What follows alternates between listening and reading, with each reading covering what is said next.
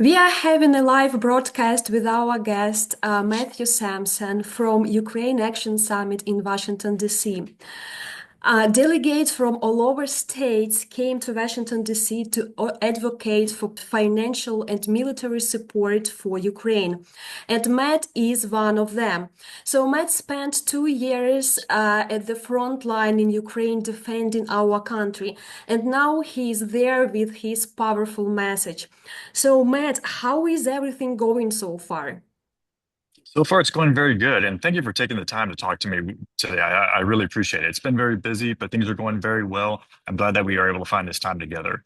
So I'm here within one of the Houses of Representatives. If you look behind me, you can see the Capitol building right behind me. So that's where I'm at here in Washington, D.C. Less than a week ago, I was at the front lines in Zaporizhia in Ukraine. I was in Kyiv on Saturday. I traveled straight from Kyiv, the capital of Ukraine, to the capital of the United States, Washington, D.C. And it's been just very busy since being here, meetings with representatives of both houses of Congress, the House of Representatives, and also the Senate. So I actually just recently left Senator Mark Kelly's office where I got to meet with him and his staff.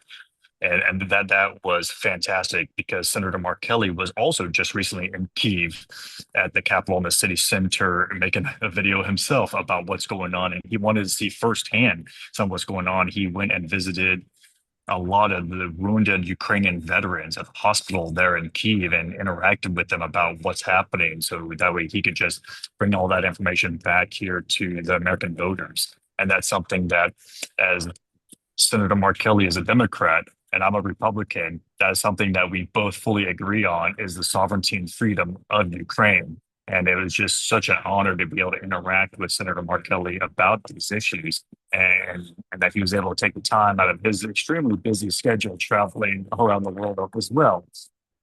What everything that's going on, and that he took this time to talk to me and other delegations that are here. So for clarity, there are over 600 people here representing all 50 states and the American territory of Puerto Rico. This has never happened before. This is huge to have this much support at the nation's capital for Ukraine and covering these issues. What does it mean? It shows that there's a lot of support that is continually growing. That a couple months ago, there was less support for Ukraine just in general. Not a whole lot of people were talking about it. But ever since President Zelensky and President Trump had a meeting in the White House, a lot of people are talking about Ukraine, right? All over the world and all over the United States. And I believe that's one of the reasons why we have over 600 folks here, all 50 states and Puerto Rico here, all being representative of all of us are talking to our respective representatives in Congress. So that means that we're touching almost every single district across the United States about these issues for Ukraine. That is great. And do you think the summit is actually moving the needle?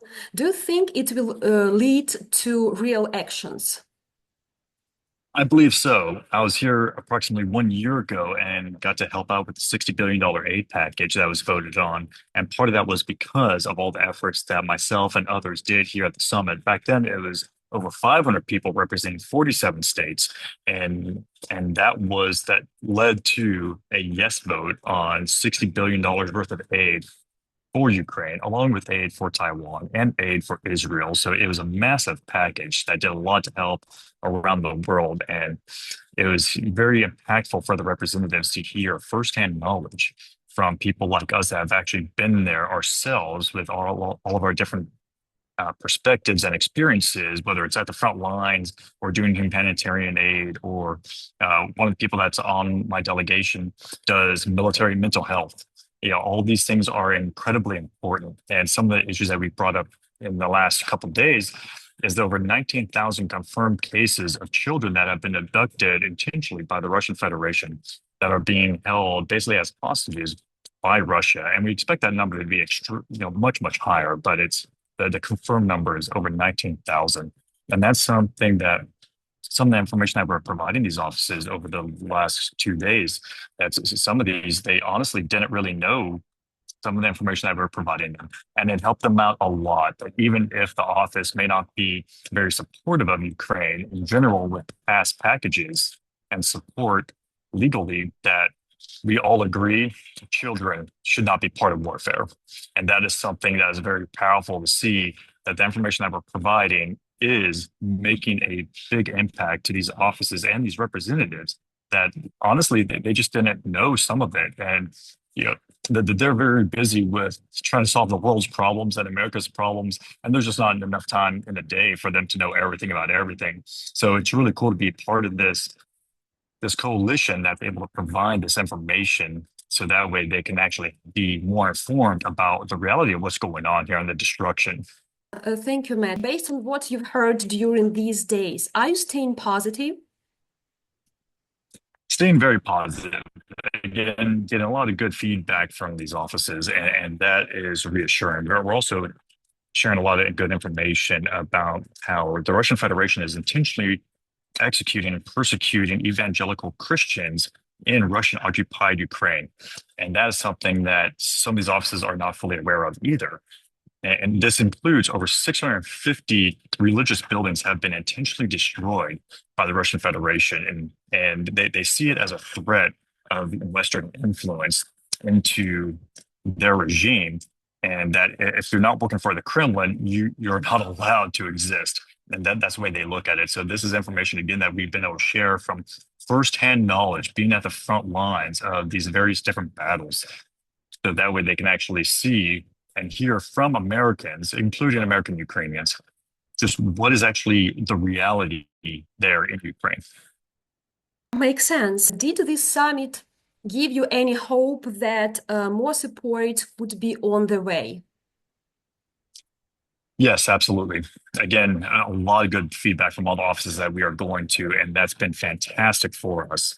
And just seeing the amount of support that we're getting here and actually hearing that the individual communities that are constituents of these various offices are more supportive of Ukraine than not supportive of Ukraine. And that's very good because there's been a noticeable increase of support since the meeting in the White House with President Zelensky and President Trump, that is something consistently with all the offices that we're going to. I'm asking them personally, what is your office seeing as support within the community that you specifically represent?